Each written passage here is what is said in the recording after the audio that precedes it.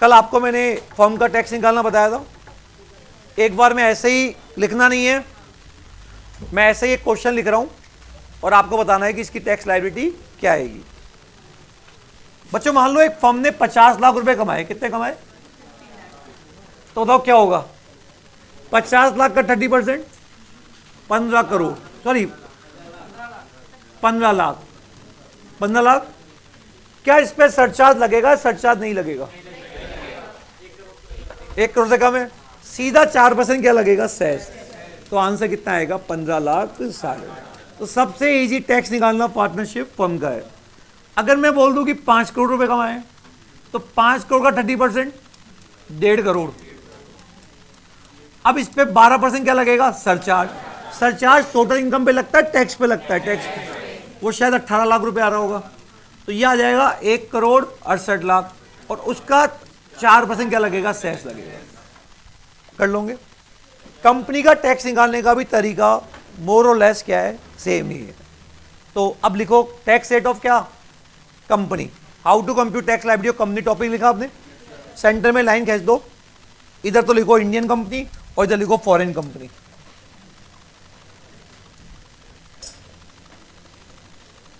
बिल्कुल सेंटर में लाइन खींच दो, इंडियन कंपनी और एक क्या लिखोगे? Foreign company.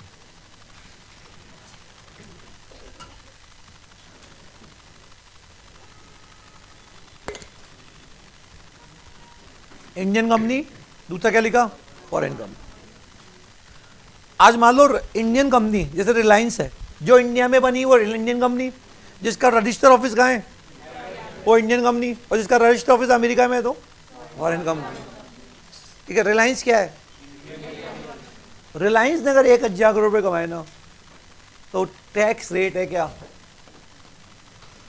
Tax at the rate क्या? 30% ऑफ क्या? Total income.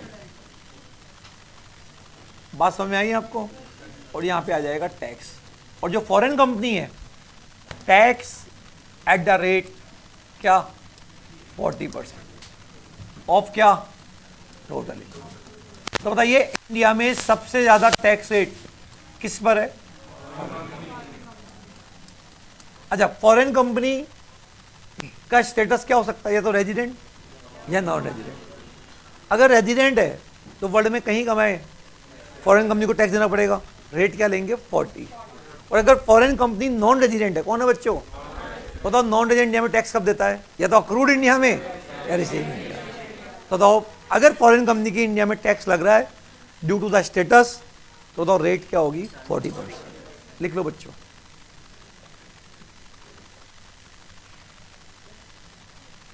हाँ, company 40% of total tax at the rate 40% of total income. Foreign company पे टैक्स रेट क्या है? अच्छा, अब टैक्स पे टैक्स लगता है उसको क्या बोलते हैं? सर बताओ फर्म पे टैक्स कब लगता है? सरचार्ज इफ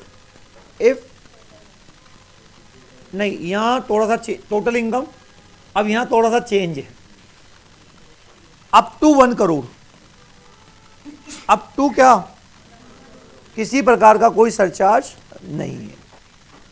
अगर आप 1 करोड़ से क्या ज्यादा कमाते हैं, and up to 10 crore, up to कितना? तो सरचार्ज की रेट है 7%। और अगर आप 10 करोड़ से ज्यादा कमाते हैं तो बताओ सरचार्ज की रेट है 12%। तो पार्टनरशिप फर्म में तो हमेशा 12 ही थी। यहां 2 रेट है, कौन सी? 7 और 12। ठीक है, तो बताओ सरचार्ज लग जाएगा इफ एनी।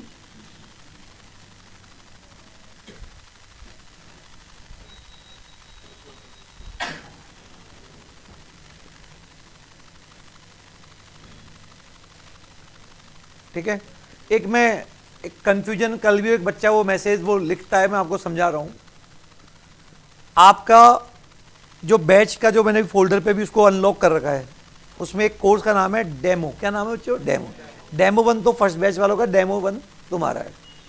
उस डेमो, केवल डेमो, उस डेमो के अंदर आपको कैसे मिलता है? फर्स्ट ग्रुप, क्या दिख रहा है बच्चों? फर्स्ट ग्रुप, उसके सब्जेक्ट, फिर क्या लिखा हुआ है? सेकंड ग्रुप, फिर उसके सब्जेक्ट, फिर नीचे लिखा हुआ है 7 बैच। क्या लिखा हुआ है?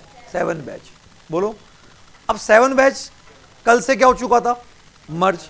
तो अब वो क्लासेस आपको 7 बैच में मिलेगी या कल से वो उन्हीं फोल्डर्स में मिलेगी? उन्हीं फोल्डर। कौन से वाले में? डेमो का जो था ना, जो मेन फर्स्ट ग्रुप और क्या सेकंड ग्रुप। तो आप एक डेट लिख लेना कि 7 तारीख के बाद जो भी क्लासेस है, जो भी तुम जैसे कल से हुए ना, तो 7 जो 7 बैच वालों की बात कर रहा हूँ, किसकी बात कर रहा हूँ मैं? तो कल से पहले की जो भी क्लास है वो तो आपको कहाँ मिलेगी? 7 में। उसके बाद जितनी भी क्लासेस है वो अब क्या होगी? वो एक ही जगह अपलोड होगी। समझ में आ गई बात सबको? ऑनलाइन, ऑनलाइन समझ में आ गया क्या? Yes sir. क्या एग्जाम्पल देके समझाऊं? आ गया क्या बात समझ में? अभी सर। तो मेरा कहने का मतलब है, कल तक आप दो अलग अलग थे, है ना? 7 बैच का एक फोल्डर रखा है यहाँ पे। तो अब 7 बैच की कल से जो कल तारीख क्या थी? 5 तारीख। 5 तारीख से जो क्लासेस हुई ना, अब वो यहाँ अपलोड नहीं होगी, अब वो इन फोल्डर्स में ही क्या होगी? अपलोड होगी, चैप्टर वाइज। यहाँ पे समझ आ गई बात? यहाँ पे चलो, अब आइए, तो बताइए इंडियन कंपनी पे टैक्स रेट क्या है? ये आ गया। अब अपन इसका क्या लगाएंगे? टोटल। और अब बताओ, सेस तो हमेशा लगता ही लगता है, एट 4% हेल्थ एंड क्या? Education cess.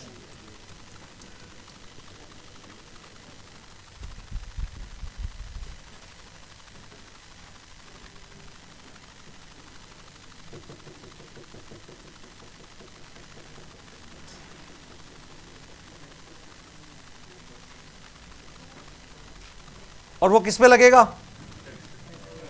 टैक्स प्लस क्या? सरचार्ज। ये तो वो वैल्यू आ गई। इसको क्या बोलेंगे? Total tax. बताओ बस, एक छोटा सा फर्क है, अगर इंडियन कंपनी 5 करोड़ रुपए कमाती है तो सरचार्ज की रेट 7 होगी, और 12 कमाती है तो 12%। आ गया समझ में? अभी मैं एक एग्जांपल और करके करवा देंगे अपन। अगर आप कौन हो? फॉरेन कंपनी हो, तो यहां लिखो एड क्या? सरचार्ज इफ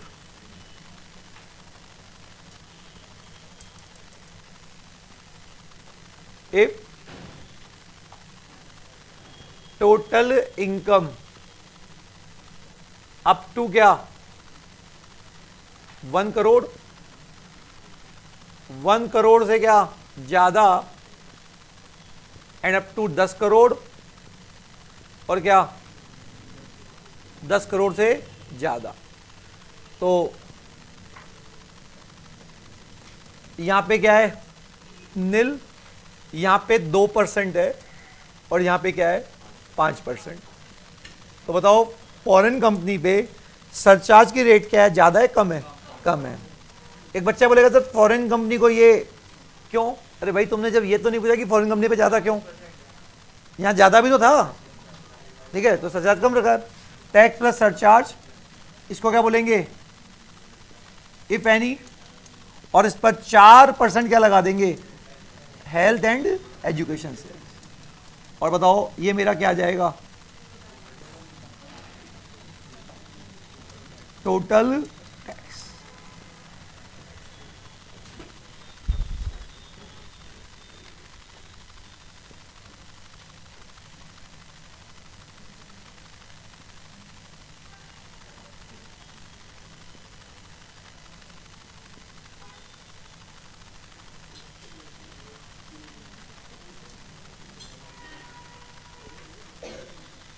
ऑनलाइन, ऑनलाइन लिख लिया क्या आप लोगों ने? Yes sir.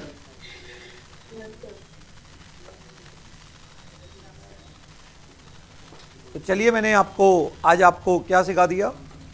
इंडियन कंपनी का टैक्स निकालना भी आपको सिखा दिया। एक एग्जाम्पल कर ले, आइए प्रैक्टिकल कॉपी में एग्जाम्पल कर लेते हैं।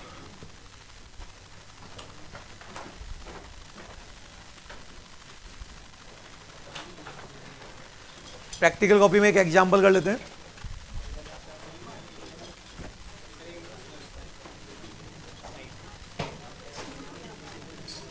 घर चल जाऊं? मैं तो साइड में हो जाऊंगा। चलो चलो यहाँ पे लिखो बच्चों, क्वेश्चन लिखो प्रैक्टिकल कॉपी में। Compute the tax liability, compute the tax liability.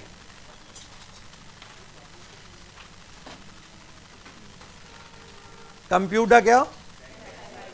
If total income of Indian company, if total income of क्या? केस वन 8 करोड़ और केस 2 20 करोड़। तो 8 करोड़ कौन सा? तो सेंटर में लाइन खींच के फटाफट सॉल्व करके बता दो। एक तरफ 8 करोड़ रखो, एक तरफ 20 करोड़ रखो। कर सकते हैं?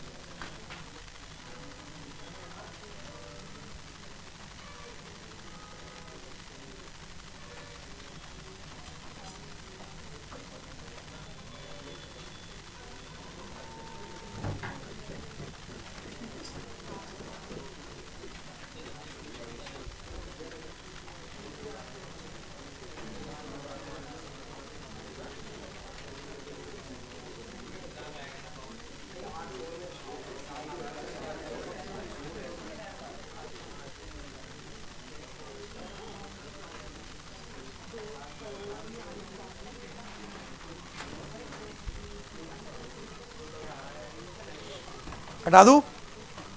अब देखो,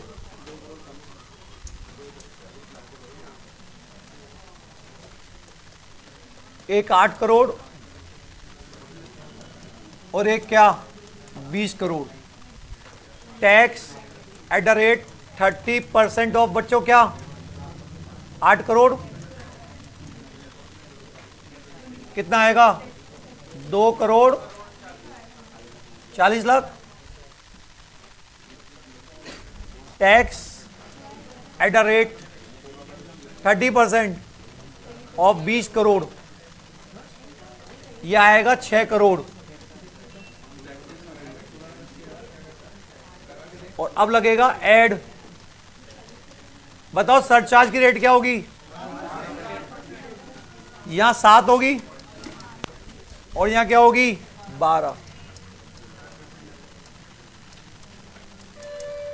और ये इस पे लगता है टैक्स पे। 2 करोड़ 40 लाख का 7%, 16,80,000। तो आंसर आएगा 2 करोड़ 56 लाख क्या? और यहां 12% कितना होता है? 72 लाख। तो बताओ कितना आएगा? 6 करोड़ 72 लाख। अब बताओ यहां 4% क्या आएगा? कितना? 10272। कितना अमाउंट आ गया? 267072। और यहां 4% सेस लगाओ। 26,88,000। कितना आया?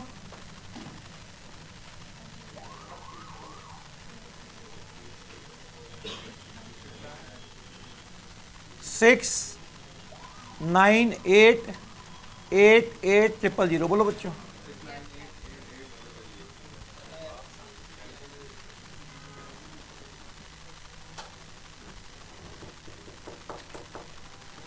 पीछे आगे टैक्स निकालना, ठीक है?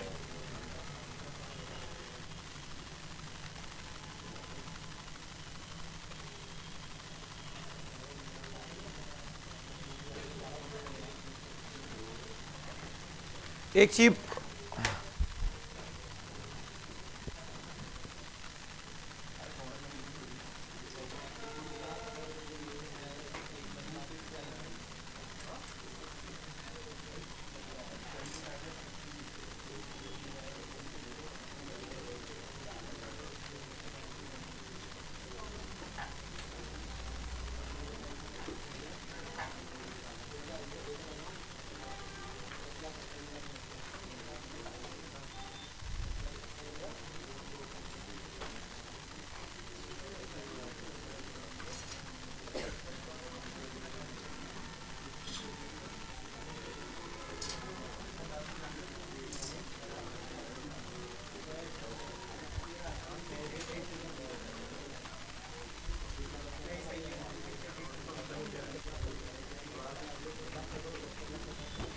कशिश आ गया समझ में है या नहीं आया?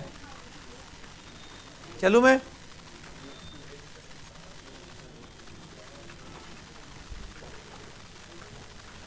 अब देखो बच्चों, इंडियन कंपनी एक ऐसा केस है जहां इंडियन कंपनी पे रेट 15% भी होती है। क्या होती है? सॉरी 25%। वो क्या होता है मैं आपको समझाता हूं।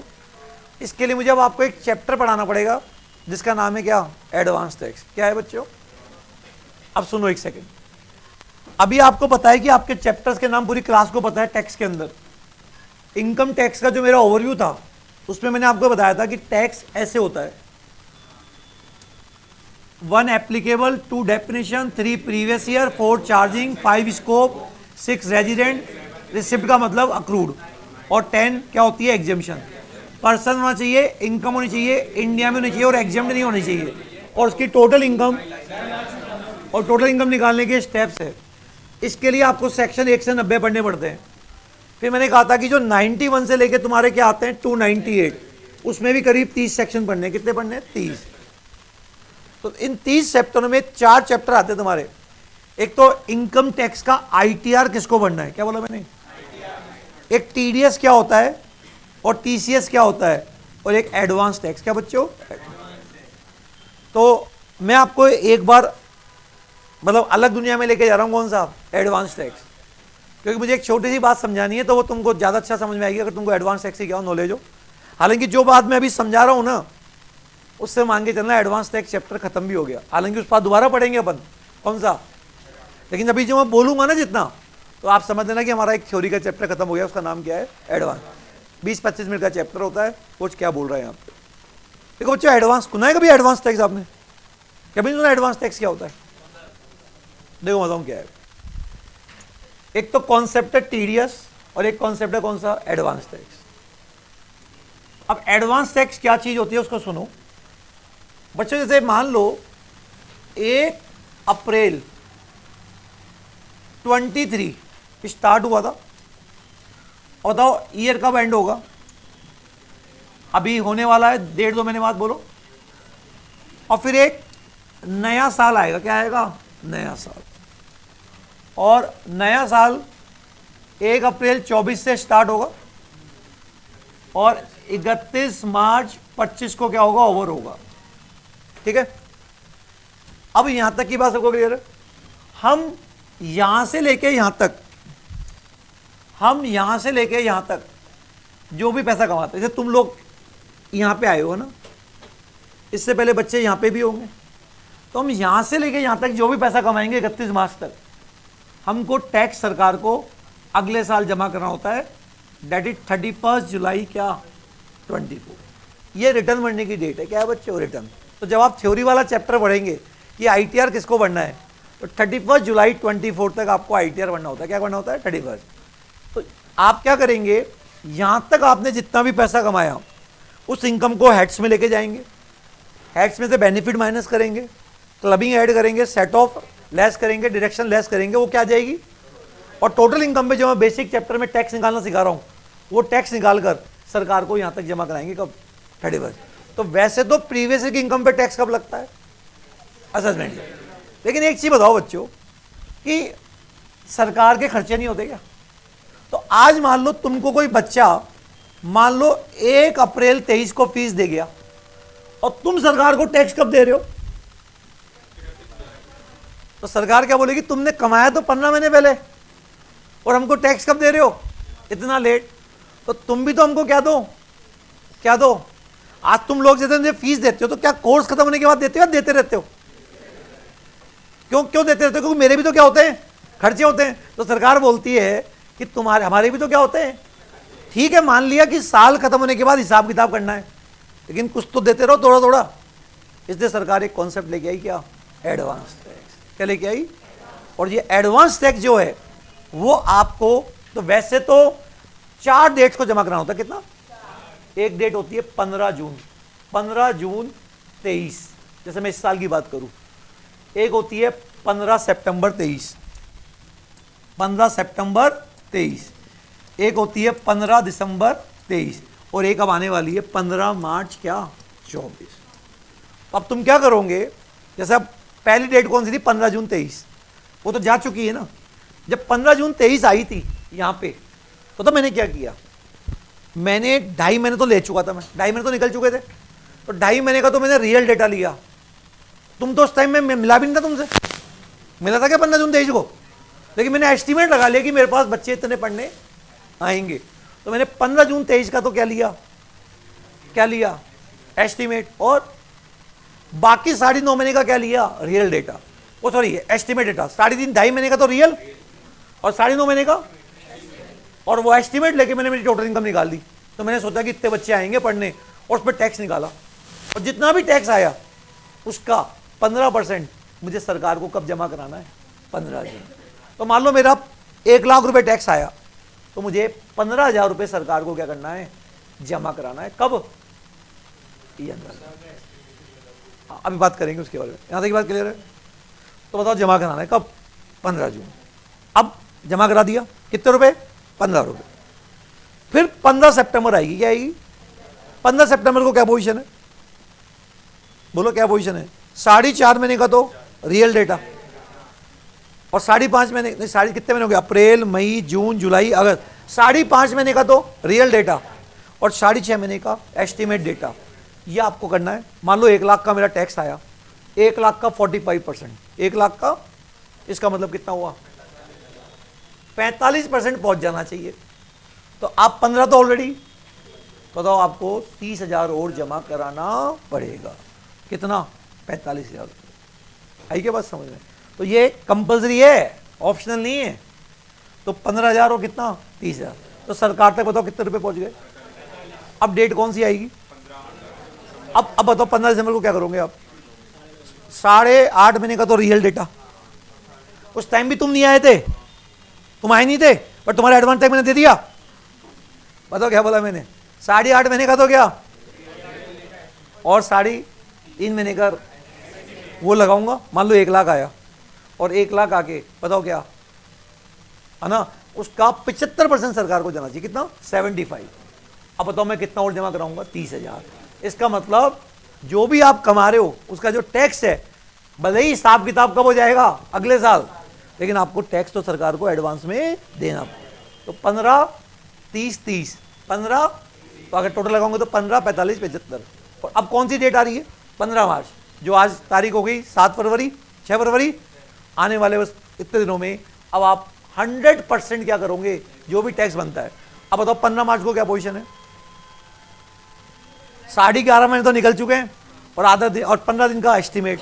बताओ आपको पूरा का पूरा जमा कराना पड़ेगा। और मान लो आपका एस्टिमेट कभी चेंज ही नहीं हुआ, तो बताओ आपको इस तरह से 1 लाख रुपए जमा कराना पड़ेगा। ठीक है, तो बताओ 15 कम ज्यादा हो सकता है, 15, 45, 75 और 100। अब साल खत्म हो गया, अब साल क्या हो गया, खत्म।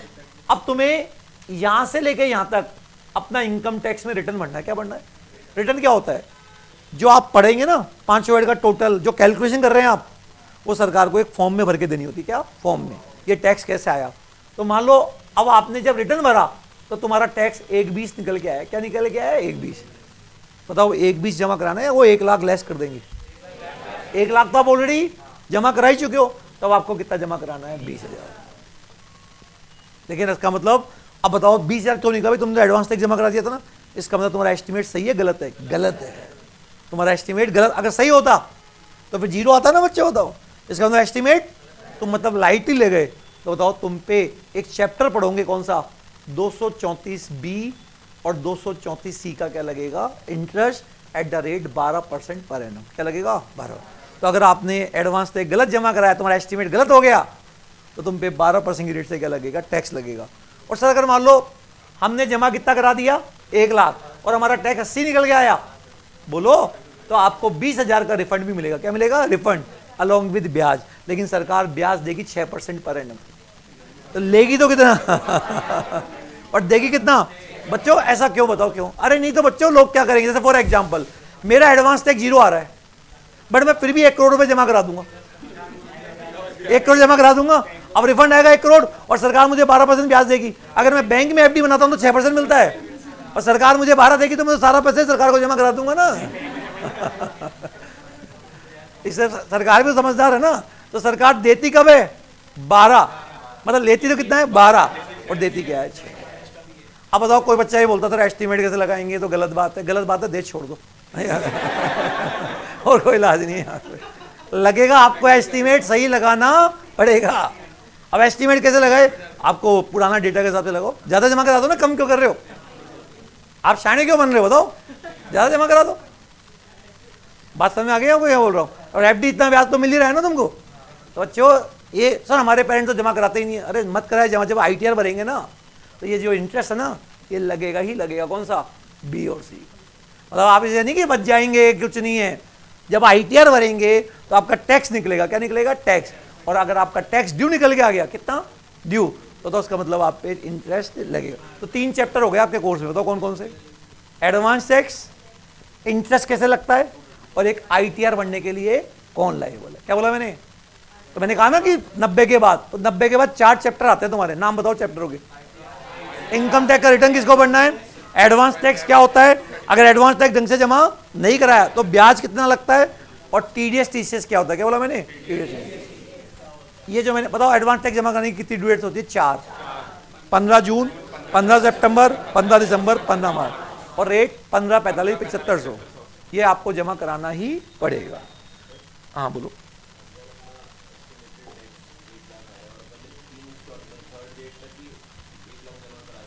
हाँ फिर जमा कराने की आप सरकार चाह रही है कि टैक्स जो बनता है वो पहुंच जाए हमारा इतना परसेंटेज। अगर आपने इन परसेंटेज का वॉल्यूशन किया ना तो आप पे ब्याज लगेगा, और ब्याज की कैलकुलेशन मैं आपको अलग से समझाऊंगा। बट हाँ ये जरूर है, अगर आपको मेरा एडवांस टैक्स समझ में आ गया तो मान के चलना एक टॉपिक आज खत्म हो गया, लेकिन हाँ उस टाइम वापस पढ़ेंगे पूरा, लेकिन उसमें लिखा हुआ यही है जो मैंने आपको पढ़ा दिया। अभी आगे बात समझ में, एडवांस टैक्स। अच्छा, एक रिटर्न इनकम चैप्टर आता है, कौन सा, रिटर्न। रिटर्न किसको पढ़ना है भाई, एक चीज बताओ, आज 3-4 चीजें होती है। रिटर्न चैप्टर क्या होता है, अभी मैं आपको टैक्स के कहाँ ले गया, पीछे थ्योरी वाले चैप्टर्स में ले गया। रिटर्न क्या होता है, अच्छा एक बताओ, जैसे मैंने बोला कि बच्चों मैं आपसे टेस्ट लूंगा, तो टेस्ट लूंगा तो फिर मैं आपसे एडवांस टैक्स पूछूंगा नहीं पूछूंगा, अभी नहीं पूछूंगा ना। ऐसी चीजें जो मैंने कॉपी में नहीं लिखाई है, मेरे नोट्स में नहीं है, जब जितना पढ़ाया वो मैं चीज थोड़ी पूछूंगा आपसे, आपसे वही पूछूंगा जो आपकी कॉपी में नोट है, ठीक है। बीच बीच में बातें आती रहेगी क्योंकि आपका लेवल थोड़ा सही हो। अब जैसे एक कॉन्सेप्ट समझा रहा हूं, कौन सा, रिटर्न। रिटर्न क्या होता है, तो आपको दो का तो ओवरव्यू दे दिया मैंने, किसका, एडवांस टैक्स और इंटरेस्ट का। अब किसका बता रहा हूं, रिटर्न। बच्चों तुम जो भी साल में पैसा कमाते हो, तो तुमको क्या करना होता है, आईटीआर भरना होता है। क्या करना, तो जैसे मान लो 23-24 है और आईटीआर भरने की डेट क्या है, 31 जुलाई, ये भरोगे। इसमें आप अपनी टोटल इनकम निकालोगे उसी फॉर्मेट में जो आपको सिखाया है। टोटल इनकम का फॉर्मेट क्या होता है, 5 हेड में ले जाना, बेनिफिट माइनस करना, क्लबिंग ऐड करना, सेट ऑफ लेस करना और डिडक्शन लेना, और उस पर क्या निकालोगे, टैक्स, जो मैं भी आपको सिखा रहा हूँ ना। ये जो चीजें होती है, एक फॉर्म होता है, फॉर्म जिसको बोलते हैं आईटीआर फॉर्म, जैसे तुम्हारा फाउंडेशन का फॉर्म होता है ना, उसमें सरकार को देना पड़ता है। तो बताओ एक बार, ये जो भी कैलकुलेशन करता है, टैक्स हो, इंटरेस्ट हो, तो तुम खुद करते हो या डिपार्टमेंट के लोग आते हैं, या तुम्हारे पास फोन आता है कि तुम फ्री हो तो हम आ जाए क्या, पहली बार खुद करते हैं। क्या बोलते हैं, खुद। और खुद जो करते हैं उसको लॉ में बोलते हैं सेल्फ असेसमेंट। क्या बोलते हैं, मतलब खुद का असेसमेंट, क्या, खुद करना। क्या बोला मैंने, तो ऐसा थोड़ी कि डिपार्टमेंट तुम्हारे घर घर आएगा, कि इतने सारे लोगों थोड़ी आएगा, एक बार तो ईमानदारी से सब कुछ ऐसे मानो कि तुम्हारी अगर कोई फाइल चेक नहीं करे, क्या बोला मैंने, तो बिल्कुल सही होनी चाहिए। मतलब डिपार्टमेंट हर लोगों की फाइल चेक नहीं कर, इतने सारे लोग आईटीआर भरते हैं, किस किस की कैलकुलेशन करता रहेगा, बताओ ये कैसा है ये कैसा है। तो डिपार्टमेंट ने लेकिन पेनल्टी प्रोविजन बना रखे हैं।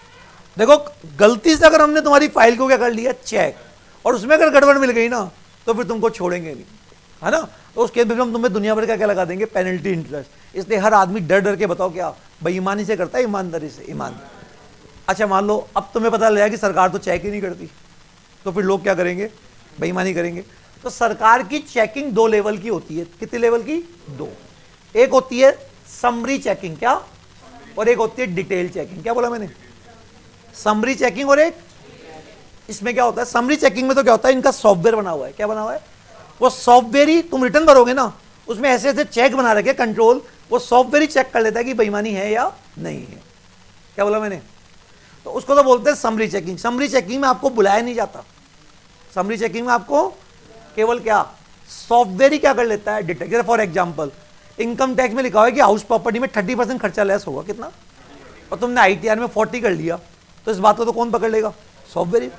तुमको बुलाने की कोई जरूरत है क्या, ठीक है ना। तो सॉफ्टवेयर, एक होती है डिटेल चेकिंग। पता डिटेल चेकिंग में क्या होता है, तुम्हारी किताबों में कोई भी एंट्री पाई गई, जैसे फॉर एग्जांपल मेरा ये P&L है, मेरा क्या है ये P&L है, और मैंने यहाँ लिखी फीस, तो मेरे को पूरा डिटेल में चल जाएंगे, बताओ कितनी फीस मिली, कितने बच्चे थे, कितने कितने बच्चे ने क्या क्या दिया, इस बच्चे से जाके कंफर्म कराओ। मतलब एक एक चीज में, मतलब उसकी कोई तय सीमा नहीं है, मतलब कितना भी डिटेल में वो जा सकते हैं। आप ये नहीं कह सकते कि ये क्यों पूछ रहे हैं। तुम्हारे बैंक स्टेटमेंट में कोई भी एंट्री मिल गई, उस पर हाथ रख दिया, बोला जिससे ये पैसा है जरा उसको मिलाओ हमको, उससे कंफर्म कराओ कि उसने दिया या नहीं दिया, मतलब उसकी डिटेल चेकिंग होती है। क्या होती है बच्चों, डिटेल। बताओ चेकिंग कितने प्रकार की होती है, 2। कौन कौन सी, समरी और डिटेल में क्या फर्क है। समरी में ज़्यादा टेंशन नहीं है, वो सॉफ्टवेयर पकड़ेगा, लेकिन डिटेल में तो हमसे कुछ भी पूछ सकता, कुछ भी, है ना, कुछ भी पूछ सकता है। डिटेल चेकिंग आएगा समझ में क्या पे। अच्छा नहीं, छापा तो नहीं मारते, बुला लेते हैं, छापा तो बहुत रेयर केस में पड़ता है। अच्छा ये बताओ सर कितने लोगों की डिटेल चेकिंग होती है इंडिया में, तुमको पता है 140 करोड़ की आबादी है, तो 625 करोड़ आईटीआर भरते हैं, 6.25 करोड़, कितने, 6.25 करोड़ लोग आईटीआर भरते हैं। चेकिंग होती है 1 से 2 लाख लोगों की, बस पूरे साल में 2% से ज्यादा लोगों की चेकिंग नहीं होती। गवर्नमेंट ने सर्कुलर रहेगा कि 2% लोगों की चेकिंग करेंगे, बाकी पर तो सब पे कंप्यूटर चेक करेगा, और डिटेल चेकिंग केवल, और उसमें किसी की भी लॉटरी लग सकती है, निकाला मान लो आ गया निकाला, और जिसके आ गया रैंडमली वो गया, समझ गए बात को। तो बताओ 3 तरह के असेसमेंट हो गए, क्या क्या, सेल्फ असेसमेंट, एक समरी असेसमेंट, और एक डिटेल स्क्रूटनी असेसमेंट। क्या बच्चों, अब बताओ ये कंप्यूटर किसको चेक करता है, रिटर्न ही नहीं भराओ, नहीं जिसने रिटर्न भराओ। स्कूटी किसकी आती है, लॉटरी किसकी लगती है, जिसने रिटर्न भराओ। अरे बताओ लॉटरी बॉक्स के अंदर एक बॉक्स पड़ा हुआ है, कई लोग मेले में जाते हैं ना, यहाँ पे कूपन डाल देना निकलेगा, किसी ने डाला ही नहीं तो उसकी लॉटरी जरूर लगेगी। लॉटरी किसकी लगेगी, ये किस पे होता है, मतलब जिसने रिटर्न भरा है। ये किस पे होता है रिटर्न, रिटर्न ही मत भरो ना, तो ना तो ये होगा ना ये होगा। बोलो सबसे बढ़िया तरीका क्या है, रिटर्न ही मत भरो, कुछ भी नहीं होगा। उनके लिए दूसरी व्यवस्था कर रखी, क्या बोलो ना जो लोग रिटर्न नहीं भरते और फिर डिपार्टमेंट को कहीं से क्या आ जाए खबर, तो बताओ फिर डिपार्टमेंट अपने क्या बेस्ट अनुमान, क्या बोला मैंने, बेस्ट अनुमान से तुम्हारी इनकम निकाले। अब वो खबर आई जब, उस केस में तो क्या फिर उनके पास कहीं से सूचना मिल गई क्या कि ये आदमी क्या है, इसने टैक्स कमाया ऐसा कमाता है और इसने आईटीआर नहीं भरा। कैसे मिल गई सूचना, तुम्हारे घर का बिजली का बिल 10 लाख आ गया, तुम फॉरेन ट्रैवलिंग पे 10 लाख रुपए खर्च करते हो, तो मतलब तुम्हारे घर का बिजली 10 लाख रुपए आ रहा है बिल, और तुम 2 लाख रुपए नहीं कमा रहे हो, तुम्हारा मैच नहीं हो रहा ना बच्चों। तो फिर डिपार्टमेंट आपको क्या भेजता है, नोटिस भेजता है। फिर वहां पे फिर वो तुमसे पूछेगा नहीं अब क्या, तुम्हारे अपने अनुमान से तुम्हारी क्या निकालेगा, इनकम निकालेगा। अच्छा मान लो चलो सपोज करो तुमने रिटर्न भरा, तुम्हारा कंप्यूटर भी तुमको पकड़ नहीं पाया, क्या बोला मैंने, कंप्यूटर भी पकड़ नहीं पाया, डिटेल चेकिंग उसमें भी वो पकड़ नहीं पाया, और तुम बरी हो गए। अब बरी हो गए तो 3 साल बच हो गए इस बात को, तो क्या तुम मिठाई बांट दो कि यार मैं तो चोरी की थी, मुझे पकड़ा नहीं गया, बच गया मैं तो। बोलो बच्चों, अगर डिपार्टमेंट को पता चल जाए, क्या चल जाए कि बच्चा डिटेल चेकिंग में भी पकड़ में नहीं आया, तो असेसमेंट के बाद भी असेसमेंट होता है, उसको बोलते हैं रीअसेसमेंट। क्या होता है, रीअसेसमेंट। और वो 10 साल तक आपकी फाइल ओपन कर सकते हैं, कितने साल तक, 10 साल। बताओ असेसमेंट कितने प्रकार के हो गए, एक तो हो गया सेल्फ असेसमेंट, एक हो गया समरी असेसमेंट, एक डिटेल असेसमेंट, एक बेस्ट जजमेंट और एक रीअसेसमेंट। क्या बच्चों बने रीअसेसमेंट, है ना? मतलब कुल मिला के आप 10 साल तक मिठाई बांट दी ना तो गड़बड़ हो सकती है। 10 साल बाद फिर आप चैन की नींद सो सकते हो। इसको ऐसे बोल सकते हैं, बताओ सेल्फ असेसमेंट मतलब खुद, तो पहला है खुद से प्यार। क्या बोला मैंने? खुद से प्यार। सेल्फ मतलब खुद। फिर क्या है? समरी। समरी में तो बहुत डिटेल था, फटाफट फटाफट प्यार। वो क्या है? स्कूटनी। स्कूटनी मतलब शक में प्यार, बोलो ना। वो क्या है? लास्ट बेस्ट जजमेंट, एक तरफा प्यार, मतलब वो एक तरफा बोल देंगे तेरी इनकम इतनी है। और रीअसेसमेंट क्या है? दोबारा से प्यार। बोलो रीअसेसमेंट हो गया दोबारा। तो बताओ कितने असेसमेंट हो गए? 5। बताओ कौन कौन से? खुद से प्यार, फटाफट प्यार, शक में प्यार, एक तरफा प्यार, दोबारा प्यार। चलो इस तरह के हमारे क्या होते हैं? असेसमेंट होते हैं। अब एक सेकंड, ये सारी बातें कौन से चैप्टर में लिखी हुई है? ITR। अच्छा एक चीज बताओ, तुमको मैं टैक्स पढ़ाता हूं, देखो मेरा और टैक्स का नाता कितना गहरा है। आइए आप लोग, मैं कहां रहता हूं? इनकम टैक्स कॉलोनी में।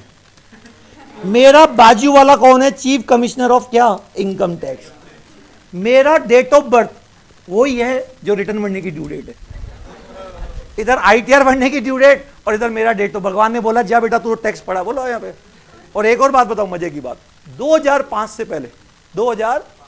से पहले क्या होता था? जो दो ड्यू डेट होती है रिटर्न भरने की, कौन सी? एक तो जिनकी ऑडिट नहीं होती उनकी तो क्या है? 31 जुलाई।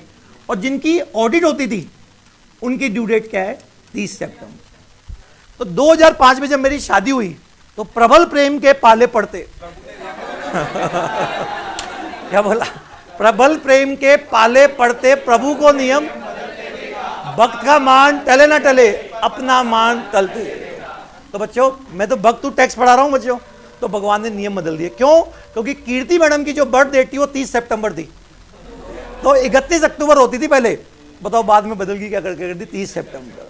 तो ये एक बर्थ, जो दो ड्यू डेट होती है, एक तो मेरी बर्थडे और एक क्या है? कीर्ति मैडम की। समझ गए? ऐसे तो ही टैक्स पढ़ाते तुमको यहाँ। आगे बात समझे आपको यहाँ पे? तो 2 चैप्टर कौन कौन से बता दिए मैंने आपको? बोलो।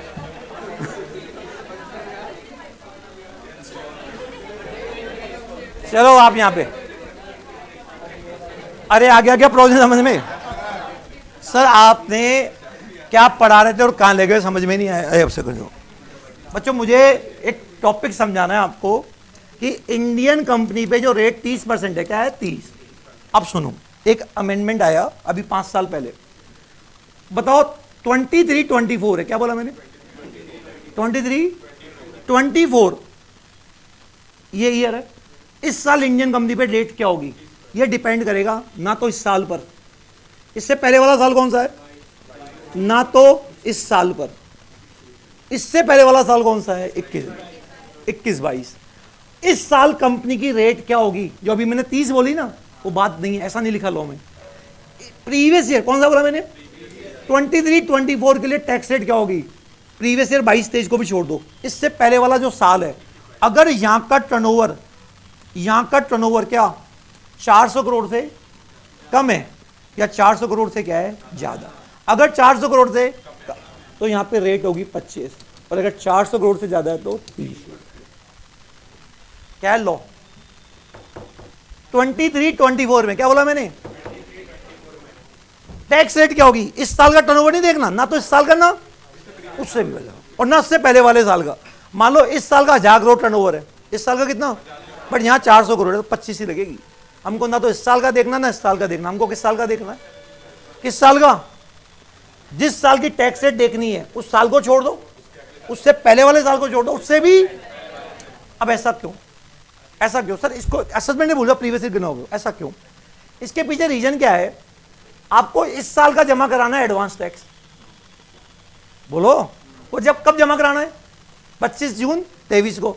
तो 25 जून 23 को आपको पता है क्या पूरे साल भर का क्या टर्नओवर, भाई पहले तो एडवांस टैक्स तो जमा कराना ही है ना, तो आपको पता ही नहीं और आपने मान लो सपोज करो 25% के हिसाब से जमा करा दिया, टर्नओवर फिर ज्यादा निकल गया तो फिर तो इंटरेस्ट लगेगा ही लगेगा। तो सरकार ने बोल दिया नहीं, इस साल को बेस बनाना लॉजिकल सही नहीं है, इसलिए हमको टर्नओवर इस साल का नहीं देखना। इस साल में क्या दिक्कत है? अरे इस साल का रिटर्न कब भरोगे? 31 जुलाई 23 को, और रिटर्न भरेंगे तभी तो क्या होगी, सेल कंफर्म होगी पूरी। लेकिन बीच में क्या आ गई, एडवांस, तो इस साल को भी लेना सही नहीं है। इसलिए सरकार ने क्या बोला, इससे पहले वाला। समझ गए बात को? किस साल को लेते हैं? तो जिस साल की टैक्स रेट निकालनी, क्या बोला मैंने, उसको छोड़ दो, उसके पहले वाले कर दो। उससे जो अगर वहां का टर्नओवर 400 करोड़ से कम है तो कंपनी पर रेट क्या है, 25, और अगर यहां का टर्नओवर 400 करोड़ से ज्यादा है तो रेट 30। बताओ कंपनी पे 2 रेट चलती है, कौन कौन सी? 25। बताओ 25 कब और 30 कब?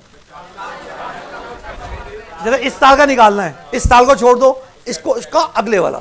अगर यहां का टर्नओवर 400 तो 25, और अगर 400 से तो बताओ, अगर एग्जाम में तुमको बेवकूफ बनाने के लिए क्या बोलता है कि यहां का टर्नओवर 10,000 करोड़, यहां का कितना 10,000 करोड़, और यहां का 100 करोड़, अब बताओ क्या होगा, 25। अगर आप पहली बार बिजनेस स्टार्ट कर रहे हो तो टर्नओवर 0 ही होगा, तो बताओ कितनी लगेगी, 25। तो बताओ कंपनी पे 2 रेट है, कौन कौन सी? बताओ 25 कब लगेगी? अगर जिस साल हमको क्या निकालना है, टैक्स, उस साल को छोड़ दो, उससे पहले वाले को छोड़ दो, उससे जो अगर वहां का टर्नओवर, तो बताओ रेट क्या होगी, 25। तो लिखो कंपनी पर, इंडियन कंपनी पर 25% की रेट करें, यहीं लिखो नीचे। अब बताओ एक चीज बताओ, अब मैं आपको एडवांस टैक्स का लॉजिक देकर ये समझाना मुझे आसान रहा ना बच्चों, क्यों छोड़ा हमने यार, इसलिए आपको एडवांस टैक्स बताना पड़ गया मुझे क्या होता है ये। लिखो, बताओ यहीं नोट लिखो, इंडियन कंपनी पर 25% की रेट कब लगेगी, यहीं नोट लिखो थ्योरी में ही। इंडियन कंपनी पर 25% की टैक्स रेट कब लगेगी?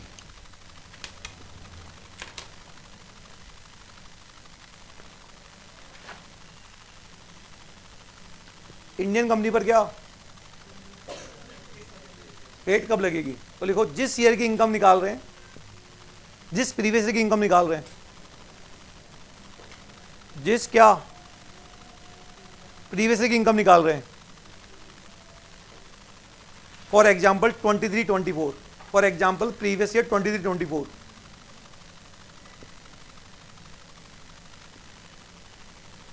फॉर एग्जाम्पल प्रीवियस ईयर क्या 23, उस ईयर को छोड़ दो,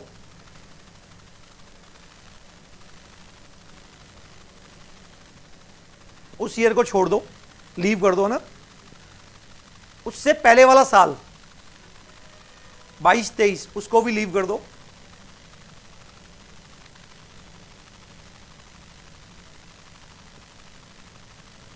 उससे पहले वाला साल कौन सा, उसको भी क्या लीव कर दो। 22-23 से जो पहले वाला साल है ना 21-22, that is 21-22, right, that is 21-22, that is कितना, कॉमा लगा, अब लिखो 21-22 का टर्नओवर, 21-22 का टर्नओवर, दैट इज 21-22 का टर्नओवर। अब ऐसे पॉइंट लगा लिखो 400 करोड़ से कम है,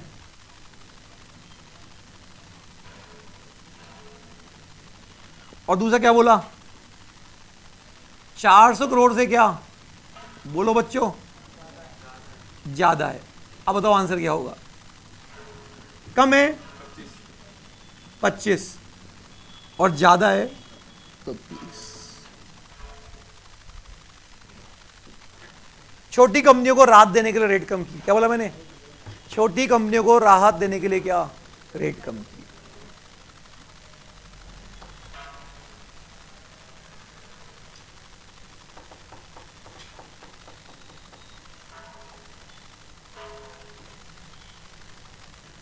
पच्चीस और 30 लाइन कह दो। बताइए मैंने आज आपको किसका टैक्स निकालना सिखा दिया, 3 लोगों का, कौन कौन, फर्म। एग्जाम में इनके तो ऑब्जेक्टिव क्वेश्चन आते हैं, किनके, ऐसे पूछेगा कि बताओ फर्म की टैक्स रेट क्या होती है, बताओ इंडियन कंपनी की टैक्स रेट क्या होती है, टर्नओवर 400 करोड़ से कम था। ऐसे ऑब्जेक्टिव आते हैं। और प्रैक्टिकल इंडिविजुअल का आता है, किसका आता है?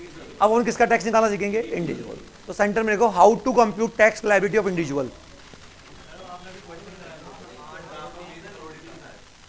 क्या वो तो एक जनरल बता रहा, आप बता दिए ना प्रोविजन। हाँ उसमें 25 लग जाएगा फिर। क्या अगर क्वेश्चन तुमको टर्नओवर नहीं बताए तो अपन 400 करोड़ से ज़्यादा मानना। क्या बोला मैंने? अगर क्वेश्चन आपको टर्नओवर ना दे, ये तो टोटल इनकम है, अपन टोटल इनकम बोल रहे हैं, टर्नओवर बोल रहे हैं। टर्नओवर सेल बोल रहा हूँ, टोटल इनकम बोल रहा हूँ। सेल तो कंपनी का टर्नओवर कितना है? 400 करोड़ से कम। ज़्यादा है तो रेट क्या लगेगी? 30। और कम है तो टोटल इनकम तो हो सकती है 8 भी हो सकती है, 5 भी हो सकती है। अपन को टर्नओवर देखना है, टोटल इनकम देखनी है। और साइलेंट मोड में अगर टर्नओवर बता नहीं रखा तो ज़्यादा। लिख लो नोट, अगर क्वेश्चन में टर्नओवर नहीं बता रखा तो 400 करोड़ से ज़्यादा मानेंगे।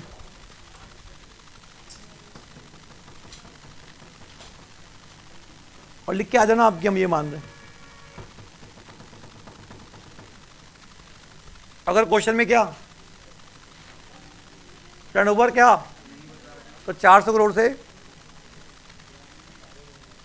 ज़्यादा मांगेंगे। तो चलो बच्चों, मैंने आपको आज इनका टैक्स निकालना बता दिया। मेन चीज़ क्या आएगी और सबसे ज़्यादा माताजी किस में है? देखो अपने टैक्स के 2 कंपोनेंट्स है, एक तो टोटल इनकम निकालना और एक तो अभी अपन पहले बच्चे को क्या पढ़ा रहे हैं? टैक्स निकालना। फिर बाद में क्या पढ़ाएंगे? Total income. ठीक है ना?